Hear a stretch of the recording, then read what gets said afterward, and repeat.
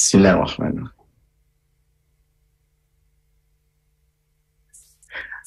Om Swastiastu. Assalamualaikum warahmatullahi wabarakatuh. Yang saya hormati Bapak Menteri Koordinator Perekonomian, Bapak Erlangga Hartarto, dalam hal ini yang mewakili Presiden Republik Indonesia. Yang saya hormati Menteri Perindustrian, Bapak Agus Gumiwang Kartasasmita, dan seluruh hadirin yang tak mampu saya sebutkan satu persatu, termasuk yang hadir di Bali. Jadi Pak Menko, saya sudah hadir kemarin di Bali. Sekarang saya hadir di sini mendampingi Bapak yang dalam pagi ini mewakili Bapak Presiden. Dan saya hanya akan menyapa Pak Krishna Suyitno, Direktur Karya Logistik Indotama, yang telah melakukan kontrak pembelian pesawat N219 karya anak bangsa sebanyak 11 pesawat pada tanggal 3 November lalu. Dan di hadapan tamu, saya dan Menteri Pertahanan di saat Indo Defense pada tanggal 3 November yang lalu. Indonesia Development Forum dilakukan setiap tahun sebagaimana tadi dilaporkan sejak tahun 2017 yang mewadahi diskusi-diskusi produktif dalam mengatasi berbagai isu strategis pembangunan di Indonesia. Dan pada tahun 2022 ini puncaknya mengambil tema The 20 and 45 Development Agenda, New Industrialization Paradigm for Indonesia's Economic Transformation. Dan seperti kita ketahui bahwa yang kita inginkan, kita kumpulkan dari semua yang hadir pada hari ini adalah bagaimana sih caranya kita bisa menyelenggarakan transformasi ekonomi dalam rangka mewujudkan visi Indonesia 2045. Dan dalam pengalaman sejarah negara-negara maju, senantiasa industrialisasi adalah sebagai prime mover untuk melakukan transformasi ekonomi. Dan kita ingin sekali untuk segera graduasi dari middle income, masuk di high income. Dan kita cukup lama Pak Menko, kita sudah sekitar 29 tahun di middle income track. Sebenarnya kalau dibandingkan Cina tahun 80-an itu, 82, 83 kita sudah masuk di middle income.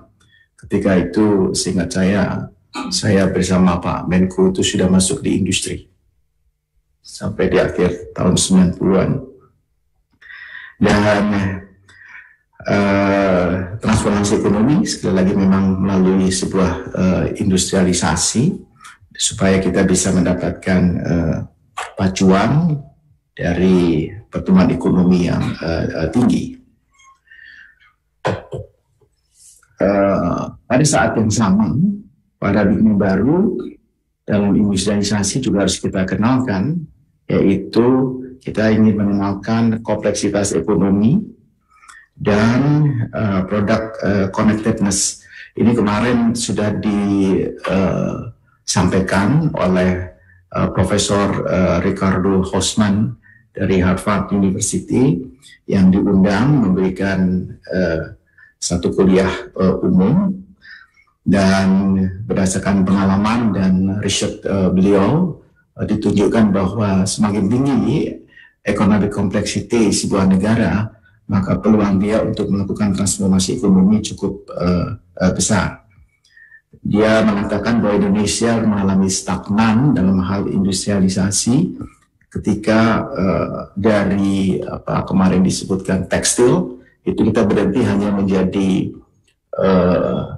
unskilled labor intensif saja di sana dan tidak naik, meskipun sejarah pernah mencatat teks makro ya Pak Menko pernah coba masuk ke sana, masuk ke hulunya, ingin bikin pabrik tekstil. Jadi bukan saja masuk di pabrik tekstil, tapi ingin membuat pabrik tekstil, sehingga related industri yang berkembang pada waktu itu adalah juga mengembangkan truk Indonesia yang dibeli oleh TNI. Dan yang kedua tentu harus didukung oleh riset dan inovasi dan adaptif terhadap permintaan pasar. Utamanya sekarang kita sudah sehari-hari yang kita dengar twin transition, transisi digital dan transisi hijau, serta mudah-mudahan kita juga segera masuk ke revolusi industri 5 dan 6. Dan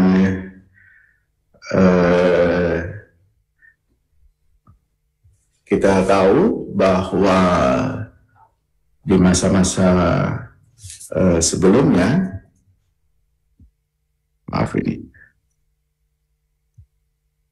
di masa-masa sebelumnya kita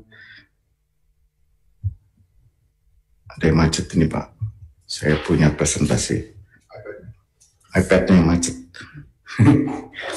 Ya, peningkatan daya saing industri sebagaimana yang kita kenal ke depan, seperti yang saya ingatkan tadi, juga harus respect pada green economy, blue economy, dan juga circular economy.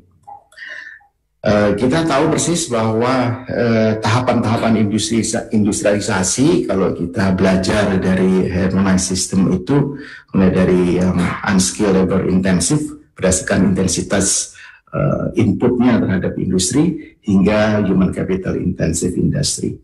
Kalau kita masih ingat dulu perdebatannya di zaman di Orde Baru dulu, di tahap pertama itu unskilled labor sampai dengan industrialisasi tahap kedua natural resource itu yang disebut dengan comparative advantage, dan kemudian kita masuk di competitive advantage dari industrialisasi yang physical capital yang tadi saya cerita. Sebenarnya Pak Menko sudah pernah masuk di dunia ini di tahap yang ketiga, jadi jauh 20 hampir 30 tahun yang lalu. Sebenarnya kita sudah masuk di teknologi intensif dan kemudian human capital. Teknologi intensif kita sudah didemonstrasikan dengan kemampuan kita misalnya membuat pesawat N216 pada hari ini.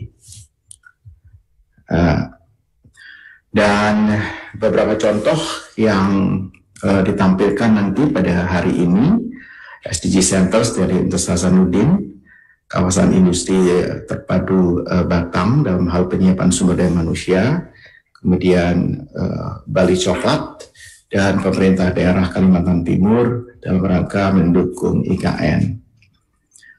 Beberapa inisiatif telah diluncurkan dalam acara ini, Pak Menko.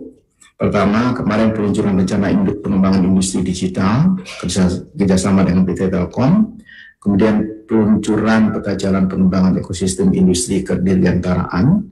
Kemudian penandatanganan nota kesepahaman PT Dirgantara Industri dengan ITB, Dirgantara Indonesia dengan ITB, untuk pusat rancang bangun pesawat yang ditandatangani oleh Rektor ITB dan Direktur Utama PT DI. Dan kerjasama dengan rencana induk pengembangan industri digital dan peta jalan pengembangan ekosistem industri kedirgantaraan ini juga bersama-sama dengan kawan-kawan dari Kementerian Perindustrian, Pak Menteri Perindustrian. Saya kira itulah yang ingin saya sampaikan dalam kesempatan yang baik ini.